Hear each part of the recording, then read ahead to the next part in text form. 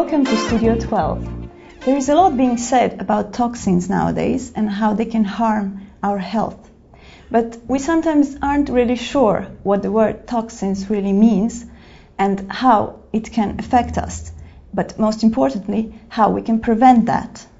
We will try to answer some of these questions and others like those with our today's guest, Gabriel de Vriend, who is a well-known biologist, botanist, and an expert in the field of naturopathy.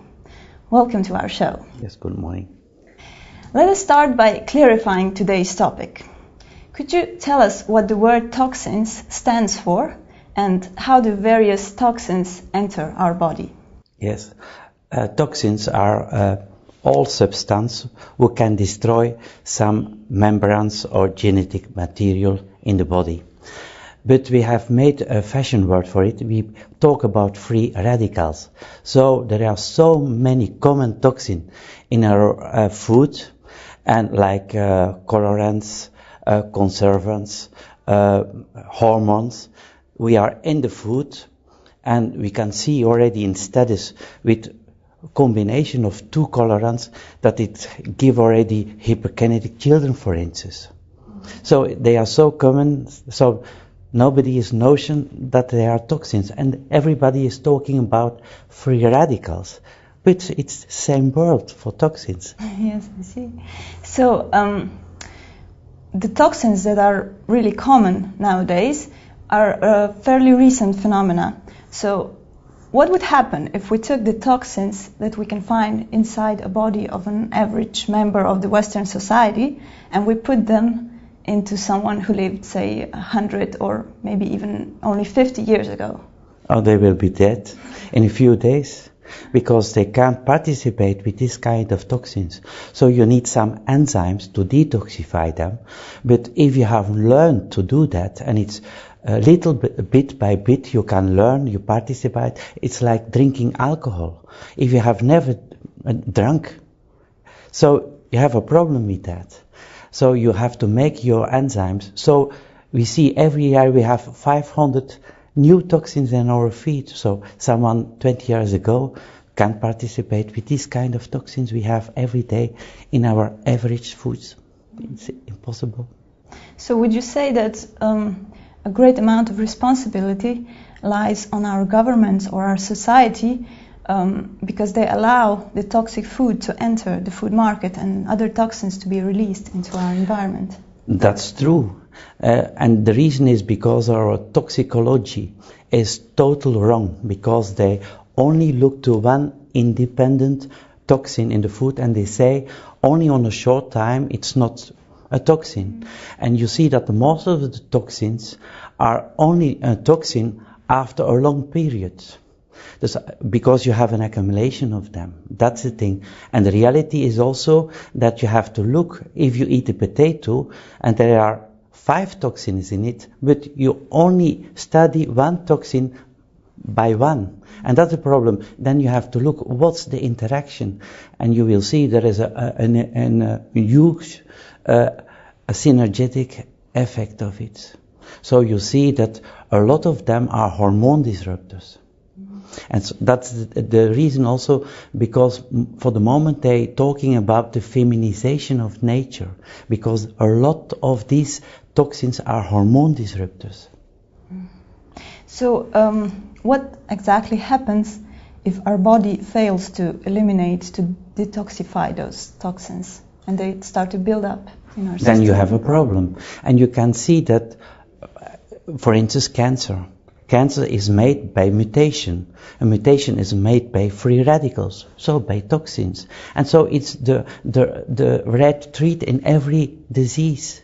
Everywhere you can see there are toxins who cause a problem, and it's always because there is a detoxification problem that you get a disease. Every disease has a specific detoxification problem. So how could you explain that we are able to cure a disease such as cancer merely by changing our diet and our lifestyle? That's because, like I mentioned, toxins are free radicals. Free radicals, they have an abimation.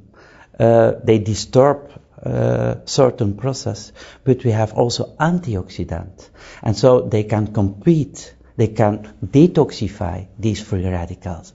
So that's the thing. If you have enough, it's like a balance. If you have enough antioxidant in your food, so you can compete these free radicals. And that's the thing which is very important for the moment. Our food is not organic anymore. So it means there are so less antioxidant minerals in the food, so we can't compete these toxins. And that's the problem. So it's very important to eat organic food with plenty of these antioxidants, like vitamins, some minerals, and so on. Mm-hmm. But the market also offers various products such as food supplements, synthetic vitamins, and things like that. How can we be sure to recognize a quality product? And is it possible to do ourselves even more harm by choosing the wrong products from the market? I think you can do more harm with choosing the wrong product, because they always tell us that natural vitamins and synthetic are the same, but that's not a reality, because you can see it also by license, and synthetic product can be licensed because it's not a natural product. That's by definition. And it's a very interesting question, because you can see it on the label. The generic name of a vitamin, it's always one isomer. I give you an example. Vitamin E, the common name is D-alpha tocopherol. And if it is a synthetic molecule, it's mentioned D-L-alpha tocopherol. Because natural substance, it's only this specific molecule, D-alpha tocopherol, it's the natural. And the other one gives problems because it's synthetic. Mm-hmm. Can you explain us a bit more about the difference, how the natural and the synthetic molecules work in our body? A natural molecule is biocompatible, so it's no problem. Every natural molecule is made in a living organism. It's the body itself will make this molecule. And if you have a synthetic molecule, then it's made in a container. So it's made by a chemical process. And so in nature make always the choice. I give you an example. Amino acids are always levo structures, L-amino acids.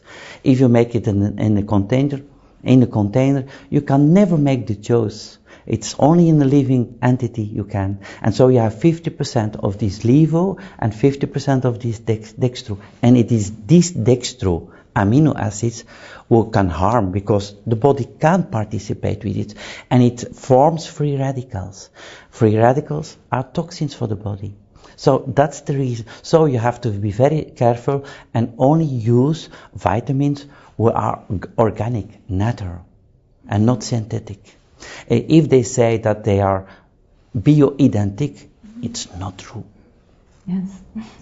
See. So could we say that natural vitamins or natural molecules are able to adapt to the needs of our body, and the synthetic can't? That's true. They are the first one is compatible with the body. We can work with it. The other one, the body, it's rubbish. They have to detoxify that. Body can't do anything with it. Yes, we give our body even more work to do. Yes. By trying to eliminate That's toxins. You stress chlorophyll as an important product in the process of detoxification. Could you explain a bit more how chlorophyll works and how all this process? Yeah, chlorophyll is a basic product. So if it comes in the body, it's plenty of glutamate, and glutamate is very important for the intestines to protect them. That's the first thing.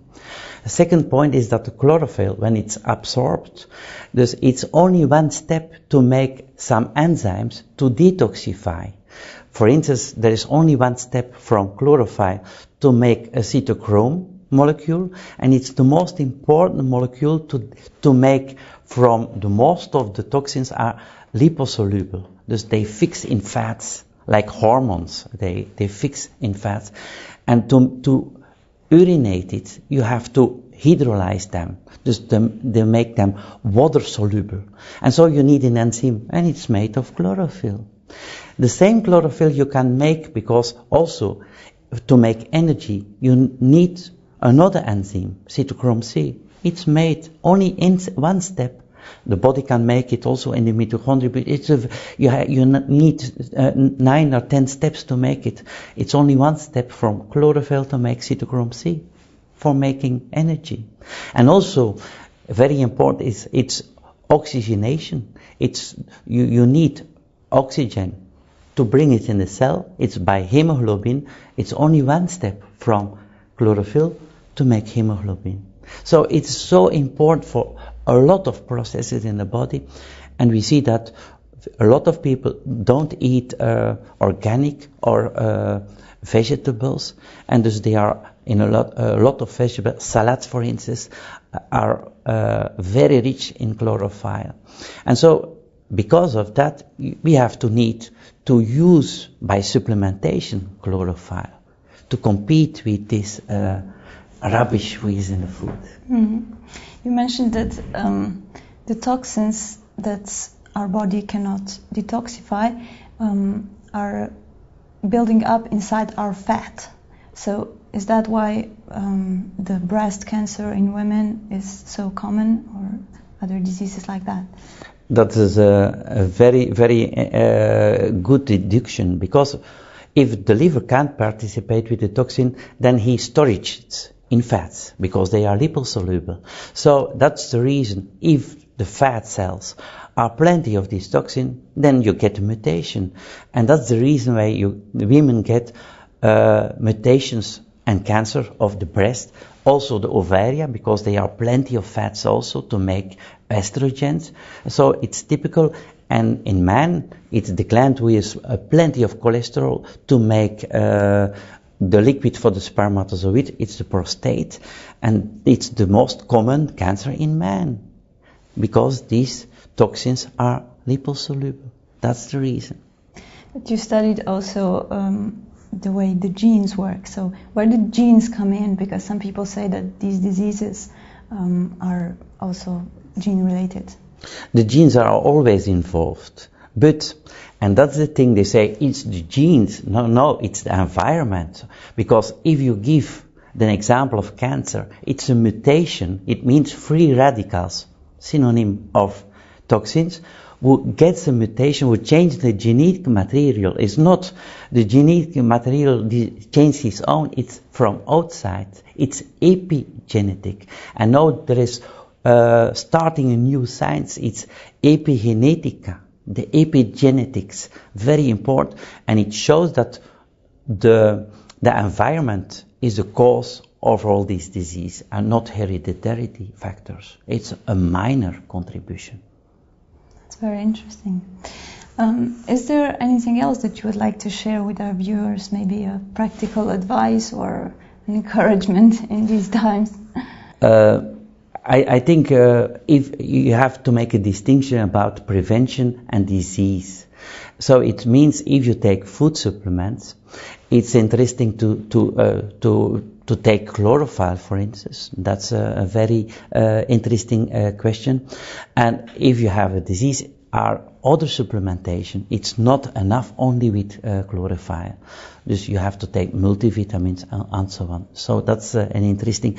And I think second point we didn't mention it. It's our water we drink. There is also a problem with the water, because if you test, for instance, tap water all over the world, and you look for instance, 30 pharmaceuticals, you will find it in normal tap water. So it's also not interesting to drink tap water, but to purify them. That's also something which is very important. Mm-hmm. You were talking about prevention and curative process. Would you say that in today's society, are we even able to shelter ourselves from the more and more polluted environment, the contaminated food, and all the toxins that are being released? Can we, if we are aware enough, conscious enough, can we even act in the preventive manner, or is it all just already looking for solutions, for cures? No, not at all. I think there are a lot of people who are very active and very energetic, and it's if you are very energetic, it means you can participate with these toxins. So I think you make a distinction between energetic. There you have to work on prevention, because on long time it's not because you are energetic that you haven't to take solutions for the future. And so good food, organic food, is very important also, always. And also we should advise people to be to take things into their own hands when they can, and to be more and more concerned about this toxins, and maybe influence the government to change something about it, not to allow so many toxins to be used in today's food. Yes, there is a lot of work to do to influence the governments to look to this problem, because normally it's in the news and after 2 days everybody has forgotten it, that there are plenty of these toxins. So I think there have to come new laws, and in the European Commission you see there is already an organization, it's REACH, it's an organization for re-evaluation of all these common of toxins like colorants, conservants and these kind of products, because they are aware there is a problem. But it's a long way, and that's, I think the public have to urge that the problem is much bigger than we have ever thought, and we have to urge to accelerate this process. By looking from a point of an individual, if we're buying the food supplements, how can we be really sure that we are buying the natural product? I mean, if the label says it's natural, is that enough, or should there be some sort of certificate or something like that? Very difficult question, because sometimes they use things we are not correct, like they use natural vanilla aroma, but it has nothing to do with a natural product. So it's pure synthetic, so they misuse.